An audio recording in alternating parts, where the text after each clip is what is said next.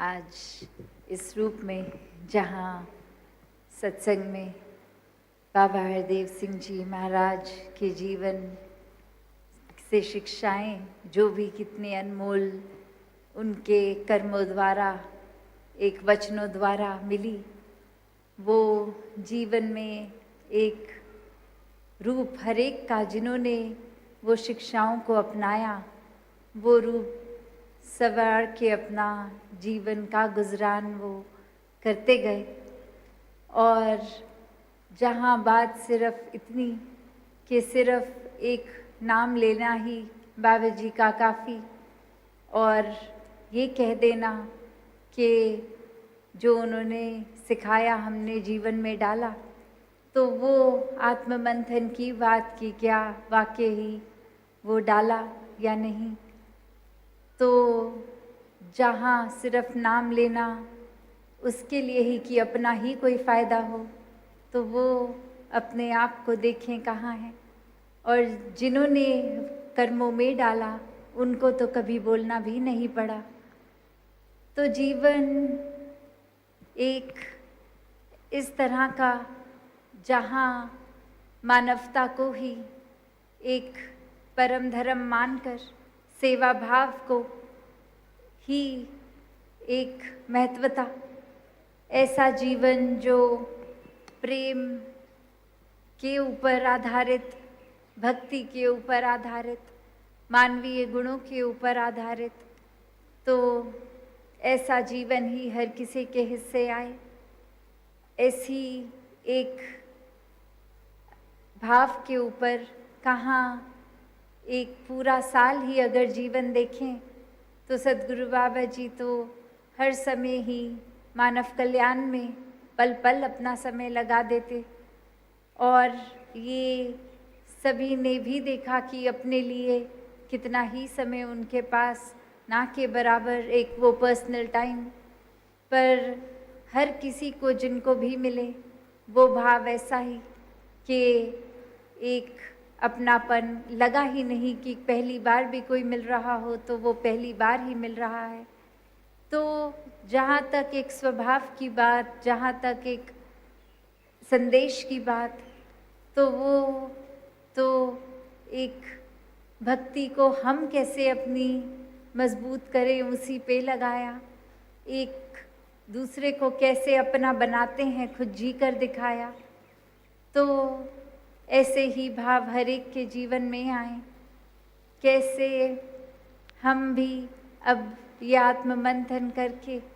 ये देखें कि कहाँ पर किस दिशा में जीवन जा रहा है। क्या सिर्फ हम नाम के ही एक मिशन की आइडियोलॉजी को मानते हैं, एक महापुरुष बोल दिया एक दूसरे को, या क्या वाकई ही वो कर्म भी अब ऐसे हैं, एक जीवन भी ऐसा है। तो बात वही कि जो संदेश कोई हम सत्संग में भी आए तो उस संदेश को अपनाना है। अक्सर यही बात कितनी बार भी सुने सत्संग में कि सेवा सुमिरन सत्संग निराकार यही जीवन का आधार है, पर फिर भी कितना हम उसको ग्रहण करते हैं। क्या हम वाकई ही निराकार को हर समय अंग संग मानते भी हैं, या फिर सिर्फ ये शब्द की तरह या सुमिरन भी शब्दों की तरह उच्चारण हो गया, मन में सेवा भाव नहीं पर सिर्फ दिखावा हो गया। तो एक वाकई ही दिल से एक निराकार तक का ये जो रास्ता है, ये ब्रह्म ज्ञान द्वारा ये कण कण में निराकार बसा, और कैसे इस निराकार में हर समय मगन रहने के लिए पहले मन में इस निराकार को बसाना है, दर्शन करके फिर प्यार करना है। तो ऐसे ही संदेशों से ये संसार के हित के लिए जो जीवन बने, ना कि एक सेल्फिश जीवन जो अपने लिए ही बस जिया गया हो, सिर्फ अपना मतलब निकालने के लिए किसी और को नीचा, किसी और को धक्का मारकर खुद आगे बढ़ने वाला जीवन, ऐसा जीवन हरगिज़ संतों का जीवन नहीं है। तो जहाँ भाव प्रेम का, सत्कार का, करुणा का, दया का, समदृष्टि का, वहाँ ही ये निराकार जीवन में है, वो जीवन दर्शाता है। तो एक समय अब जो है कि किस तरह हम आत्ममंथन करके अपने अंदर झांक कर ये देखें कि क्या हम ये तो कर लेंगे कि किसी अजनबी को प्यार सत्कार दे देंगे, क्योंकि उनके जीवन के बारे में हमें पता नहीं, तो हम जजमेंट्स नहीं बना पा रहे अपनी। पर अपने घर वाले, अपने पड़ोसी का जीवन हमने इतने करीब से देख रखा है, तो उसमें जजमेंट्स भी आ रही हैं कि ये तो ऐसा ही सोचते हैं, इनका स्वभाव तो ऐसा है, तो इसलिए उनसे बोलचाल नहीं रखेंगे क्योंकि वो ऐसा बोलते हैं। तो यहाँ तो फिर अपने आप से, अपने घर परिवार, एक करीबी को छोड़ के अगर हम किसी अजनबी के प्रति प्यार सत्कार कर भी रहे हैं तो वो करना तो बहुत ही आसान है। पर बात वही कि हर संत ने ये समझाया कि अगर वाकई ही प्यार करना है तो जिस इंसान के लिए मन में नफ़रत के भाव हैं, शुरुआत वहाँ से करनी है। उसी इंसान को भले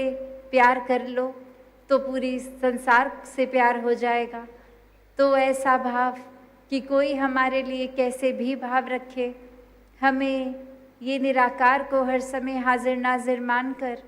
अपने अंदर दूसरे के प्रति भाव को शुद्ध रखना है। प्यार से एक रखकर रिश्ता भी, एक अगर रिश्ता नहीं भी तो वो एमिकेबली, एक ये वो उस नोट पे ख़त्म करने की अक्सर बात जहाँ आती है, तो भी एक मन से आदर सत्कार का ही एक व्यवहार रहे। तो बात वही कि अपने जीवन में हर कोई मानवीय गुणों से युक्त हो, ऐसा ही जीवन जीने के लिए मानव तन मिला है। और जहाँ ये अनाउंसमेंट भी सुनी हमने कि कल वो जो बिल्डिंग रूप हॉस्पिटल का भी, और कैसे ये एक फंक्शनैलिटी तो ये आने वाले समय में और होगी, पर अभी जो वही भाव जो बाबा जी के मन में हमेशा हर एक के लिए कि ये आत्मा जहाँ परमात्मा से मिलके अपनी पीड़ा को समाप्त कर चुकी है, वहीं ये तन की भी पीड़ा का ये चिकित्सा रूप हर एक के हिस्से उस तरह एक सेवा भाव से पहुँचे। तो ऐसा ही वो रूप कल, और यही बात कि कैसे जहाँ हम हर दिन सेवा के प्रति अपने मन को एक मजबूत करते हैं कि ये सेवा जितनी करी जाए कम, उसी प्रकार फिर ये जो रूप बनते हैं एक ऑर्गेनाइज्ड रूप, इस तरह भी जो ये सेवा का भाव हो कि हर कोई अपनी आत्मा से भी स्वस्थ और अपने तन से भी स्वस्थ रखे। ये तन मन धन जब पहले प्रण में ही ये निराकार को अर्पण कर दिया है, ये परमात्मा द्वारा दिया ही, और इसी में एक ये विचरण हो रहा है, तो कैसे वो स्वस्थ रहना भी है। तभी एक ये सोशल रूप में भी, चाहे प्रोजेक्ट अमृत हो रहा है, चाहे सफाइयाँ हो रही हैं, ये कोई भी रूप, ये प्रदूषण का भी, ये मन में बाहर हर तरफ ना हो, ये एक स्वच्छता का ही, एक शीतलता का, एक स्वच्छ रूप का रहे। तो दातार कृपा करे कि हर कोई जहाँ तन मन धन से एक चेतन अवस्था में होके, एक